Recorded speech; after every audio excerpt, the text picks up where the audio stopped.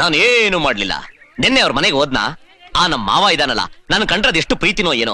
ಅಕಸ್ಮಾತ್ ಏನಾದ್ರೂ ಅವ್ರ ಮಗಳು ಪಕ್ಕದಲ್ಲಿ ಇದ್ಬಿಟ್ಟಿದ್ರೆ ಅಡಿಗೆ ಮನೇಲೋ ಬಚ್ಚಲ ಮನೇಲೋ ಎಲ್ಲ ಅಲ್ಲೇ ಮದುವೆ ಮಾಡಿಸ್ಬಿಡ್ತಿದ್ದ. ಅಯ್ಯ ಅವರು ಸರ್ವಿಸ್ ಅಲ್ಲಿ ಇದಾರ ಇಲ್ಲ ರಿಟೈರ್ಡ್ ಆಗಿದಾರ ಅಯ್ಯ? ರಿಟೈರ್ಡ್ ಆಗ್ಬಿಟ್ಟಿದ್ದಾರೆ ಅಯ್ಯ. ಹಂಗಾದ್ರೆ ಅಷ್ಟೇ ಬಿಡಯ್ಯ. ಯಾಕಯ್ಯ? ಅಯ್ಯ ಮೊದ್ಲೇ ಅವರು ರಿಟೈರ್ಡ್ ಸ್ಕೂಲ್ ಮೇಸ್ಟ್ರು, ಖರ್ಚಿ ಕಾಸಿಲ್ಲ.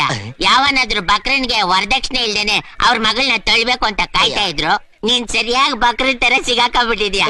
ಹೋಗಿ ಹೋಗಿ ನಮ್ ಲವ್ ಸ್ಟೋರಿನ ತಮ್ಮ ಹತ್ರ ಹೇಳಿದಲ್ಲ, ನಮ್ ಕೆರ ತಗೊಂಡ್ ನಾವೇ ಹೊಡ್ಕೋಬೇಕು. ನಾಳೆ ಬೇರೆ ಊಟಕ್ಕೆ ಬಾ ಅಂತ ಹೇಳಿವ್ರಿ. ಅಲ್ಲಿ ನನಗೋಸ್ಕರ ಏನೇನು ಕಾದಿದೀವೋ ಚೆನ್ನಂಗಪ್ಪ.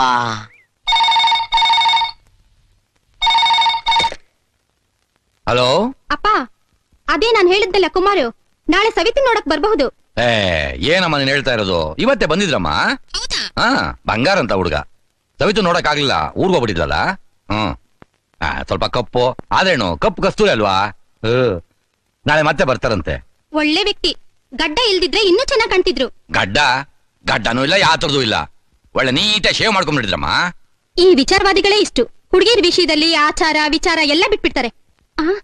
ಅಪ್ಪ, ಏನೋ ಎಡವಟ್ಟಾಗಿದೆ. ಎಡವಟ್ಟು?